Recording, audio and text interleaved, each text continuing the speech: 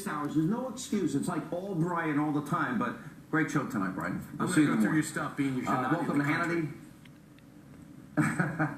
We are broadcasting tonight from London ahead of the president's first official visit here in England. There's so much that is happening right here in Europe and at home, without a doubt. This is one of the busiest news cycles in years. We have a lot to cover tonight. We have a huge show. Newt Gingrich, Steve Bannon, right here in London, and much, much more. But first, earlier today, President Trump, he attended the annual NATO summit, where he had some very tough talk for European leaders, the ones who rely on your hard-earned taxpayer dollars to pay their national defense.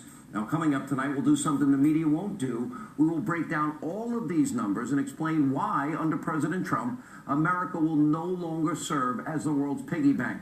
And also today, the president singled out the German Chancellor, Angela Merkel, for what is her country's obscene dependence on Russian energy, and for the billions and billions of dollars flowing from Germany right into Vladimir Putin's pockets.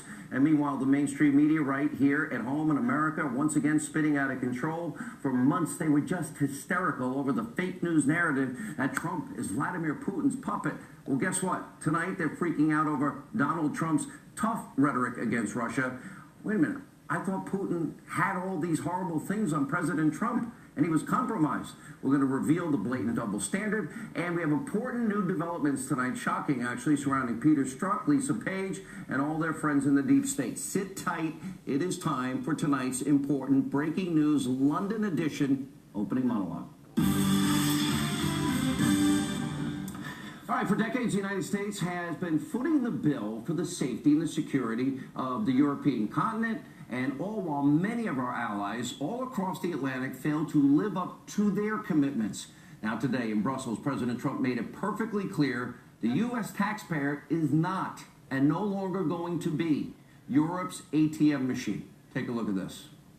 Many countries owe us a tremendous amount of money for many years back, where they're delinquent, as far as I'm concerned, because the United States has had to pay for them. So if you go back 10 or 20 years, you'll just add it all up. It's massive amounts of money is owed. Germany is just paying a little bit over 1%, whereas the United States, in actual numbers, is paying 4.2% of a much larger GDP. So I think that's inappropriate also. You know, we're protecting Germany, we're protecting France, we're protecting everybody, and yet we're paying a lot of money to protect. Now, this has been going on for decades. This has been brought up by other presidents, but other presidents never did anything about it because I don't think they understood it, or they just didn't want to get involved. But I have to bring it up because I think it's very unfair to our country. It's very unfair to our taxpayer. And I think that these countries have to step it up, not over a 10-year period. They have to step it up immediately. Now, the president, he's absolutely right. And even the Secretary General of NATO is backing up President Trump. Let's take a look at this. We are going to discuss many important issues at the summit. Among them is defense spending. And we all agree that we have to do more. I agree with you that we have to make sure that allies are investing more. The good news is that allies have started to invest more in defense. After years of cutting defense budgets, they have started to add billions to the defense budgets. And last year was the biggest increase in defense spending across Europe and Canada in a generation. Why was that last year? It's also because of your leadership, because you're a carried message. Numbers don't lie, so let's do something the mainstream media would never do. We're going to break down those numbers. Now, the North Atlantic Treaty Organization, or NATO, it was first utilized as a unified military deterrent to the looming Soviet threat and to provide intercontinental stability throughout Western Europe and North America.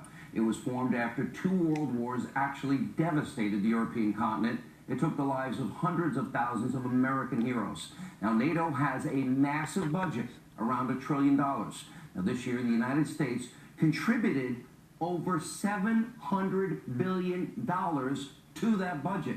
All right, let's compare that to the rest of our allies. The next highest contribution, well, that would come from the United Kingdom. They only contribute $61.5 billion. Germany, a mere $51 billion. Canada comes in, frankly, at an embarrassing